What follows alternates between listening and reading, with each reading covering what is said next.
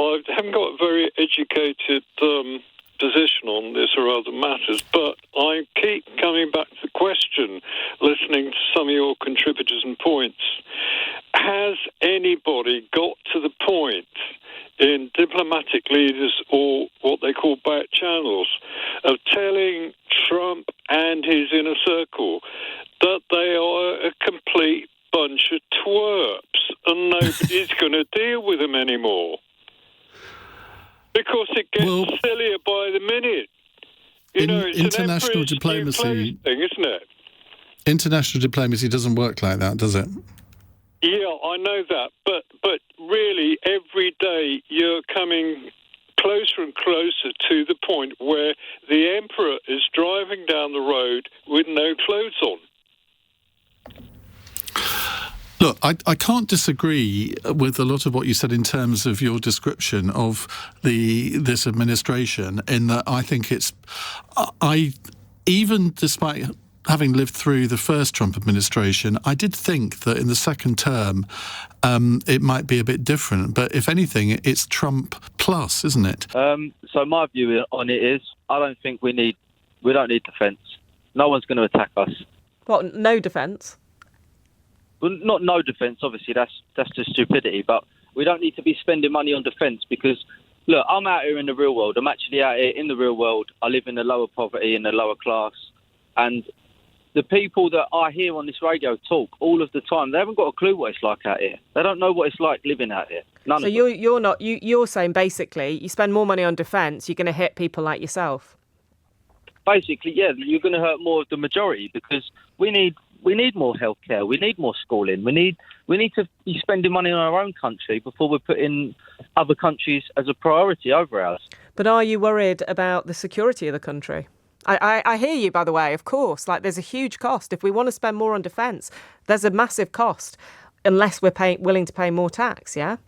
So I'm not worried about the defence of the country. What I'm worried about is the whole economical system crashing. Reason being because without the police, without the hospitals, without the schools, it's not working. We're just going to end up a third world country.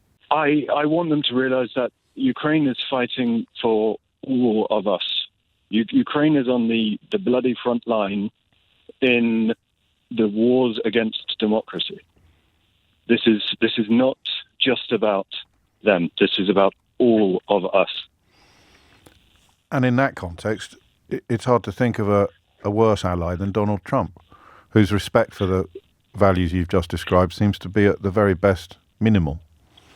Well, the man's not. He doesn't believe in democracy. He believes not in autocracy and oligarchy. Elon Musk is a techno aristocrat. They like the way Russia is. They want lords and serfs. Afternoon. Good afternoon, Ali. I think the time has come now where the royal family must be asked to contribute their taxes.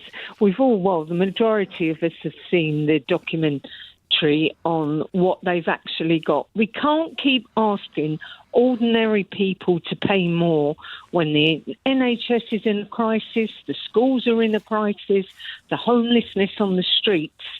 It's just too much. We shouldn't actually have to say it to them.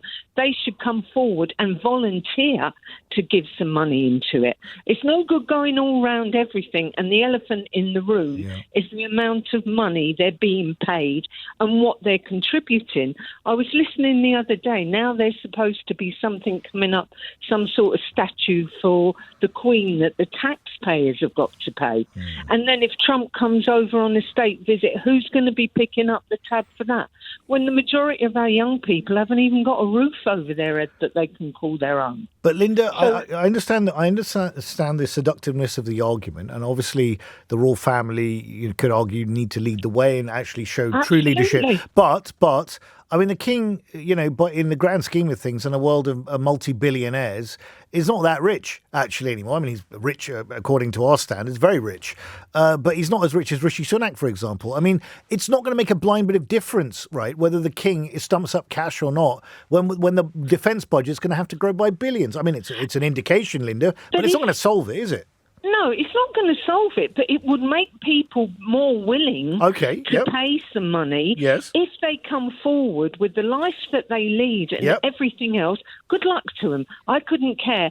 But they've got to start the ball rolling. To ask someone, a pensioner or somebody else, to pay more tax when they're not paying anything.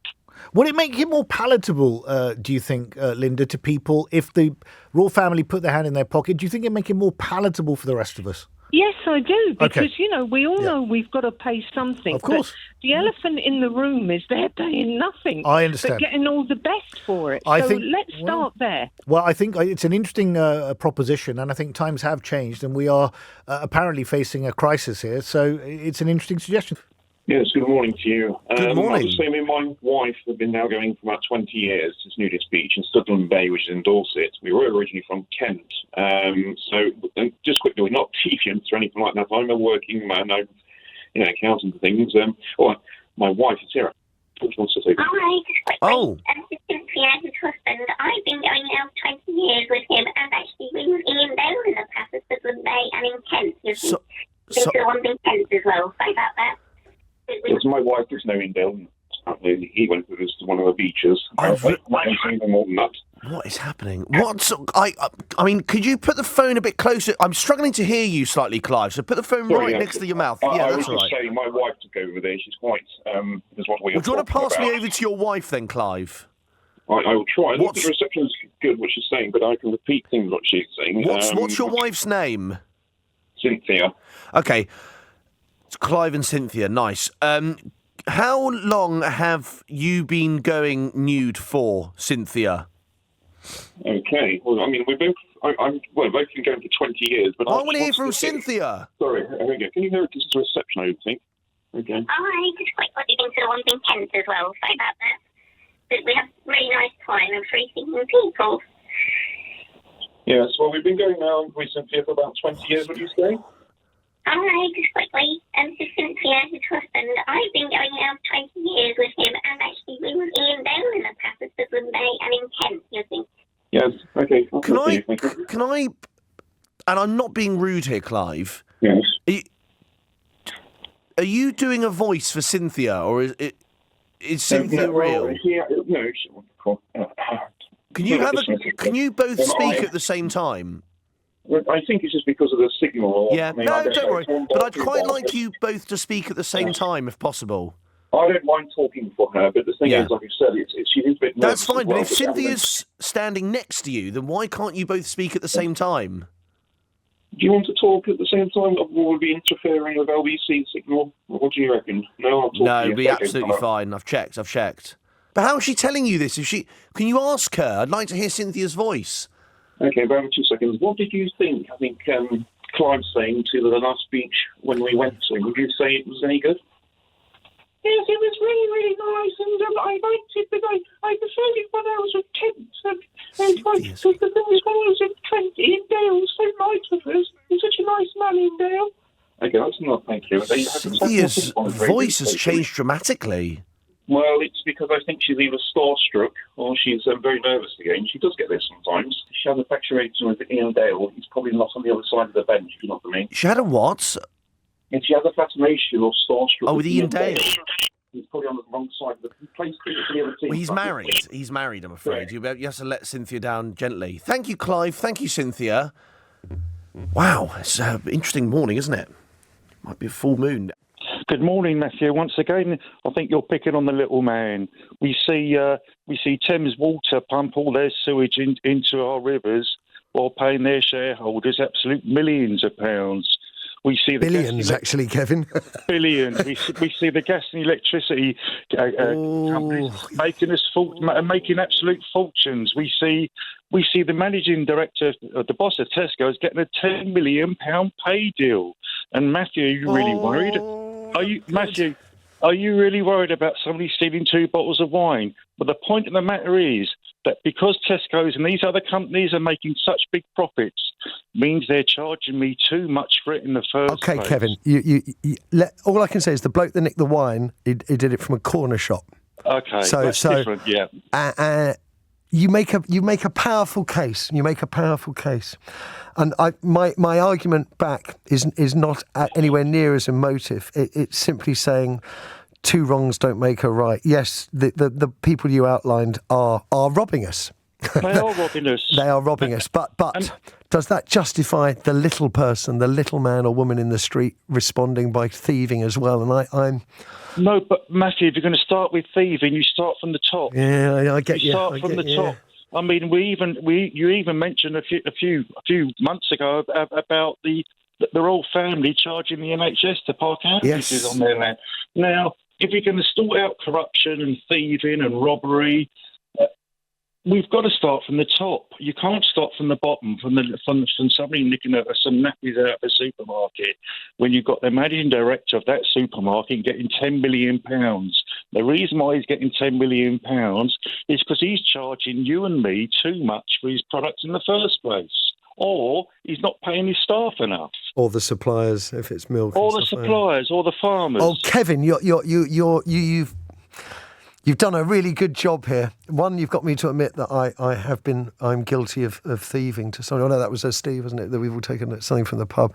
But you are making a very strong case that if we are witnessing huge amounts of money moving between the sort of elites for doing, as you said, in case of water, poisoning our rivers and waterways, why aren't we focusing on that? And why are we talking about a bloke nicking 2 bottles of wine? Vincent, if I take a weight loss jab and I'm 20-odd stone, I then get down to, let's say, 16, 17 stone, and then I keep it up with healthy eating / exercising, then that's a good thing, isn't it? It's getting people started on that journey. Rubbish, personally, if you said that, to be honest, unless you're having with tomato sauce, that's not too bad. It's ridiculous, isn't it? Vincent, it's ridiculous. It's common sense. And people have got to grasp that. If you're too fat, lay off it. Yeah, but that's it. No, again, jabs.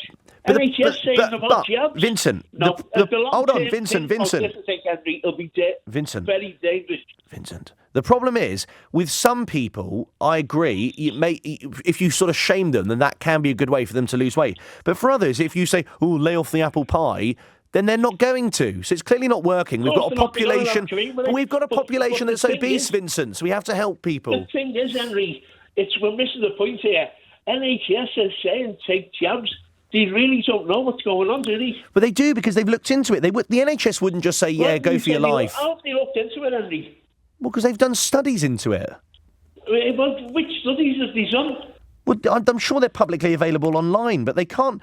The NHS would not just turn around tomorrow and go, right, here's a weight loss jab. We have no idea what's in it, but go for your life, Britain. They wouldn't do that. So if people have died on it, how have they looked into that? Well, what do you mean? Well, these are figures that have come out, but unfortunately... What are you on about, Henry? It's hilarious. At the end of the day, it is hilarious. The jab, I think, Henry, it'll be deadly in the long run. Wow. So I think lay off the jab of cakes and have a go. And if you don't lose weight, then have another portion. But at the end of the day, these jabs, Henry, are deadly. You're all stick, and I'm a bit of carrot. I think for some people, you have to help people. Jab of cake, fella. Who, me? That's as simple as that, Henry. I have actually. You can't grasp it. I did actually. Put another 6 stone on. But hold on, I've lost weight, Vincent. All right. Why was Vincent so angry? I actually agree with what Suella is trying to say. She might be saying it in a slightly jumbled up way, but I completely understand where she's coming from. My parents are Sri Lankan immigrants. Yep. They came over in the 70s, and I was born here. Mm-hmm. So I have brown skin, and I was brought up in England with English, British, Western values and traditions, but also in a Sri Lankan way as well. So what is it that you think she's trying to say that you agree with? So what she's trying to say is that she was brought up with her Asian culture, her heritage, her parents' Asian African way of life. Yes. But she just happened to also be exposed to an English way of life as well. And do you think, she fits within both. If someone said to me, how do you identify? I would say that I am British Asian. So not English? No, not English, because I was brought up I was brought up culturally with Sri Lankan values and traditions. And because my parents were Catholic, it lent itself to celebrating Christmas, for example. But my partner is, very middle class / upper class, white male. So his experience of growing up. Are you with Jacob Rees-Mogg? No. God, I should know. But his experience of growing up was different to mine, but we have shared experiences too. Yes. So, Bernadette, in a sentence, describe to me the archetypal person you think of when you hear English. So when I think of my partner, I think of my white English friends and experiences that they had growing up with white English parents. But whiteness is important in that description, you think? It is, because it's about being English. And interesting. This is Monty Python-esque satire. The funny thing is that he reposted it, right? Because if you pull this video apart, Tom, I don't know if you want to have a quick look at it again, there's references all over it about Trump's history, failures, ridiculousn's. Oh, really? It really is Life of Brian level satire. It's fantastic. Oh, I see. So this is a poke at Trump himself for his grandiose failures and his grotesque self-promotion and all that it's stuff. Just pointing out the failures. And look at it. The yacht is Joe Lowe's yacht. The fraudster from Malaysia. There's the fraudster reference. He stole billions of dollars from the one MDB fund in Malaysia. Right. Okay. Produced The Wolf of Wall Street. The yacht. Oh, yes. Yes, remember him? The Bearded Ladies refers to Vance's election T-shirt, which was bearded for her pleasure. Don't you remember that?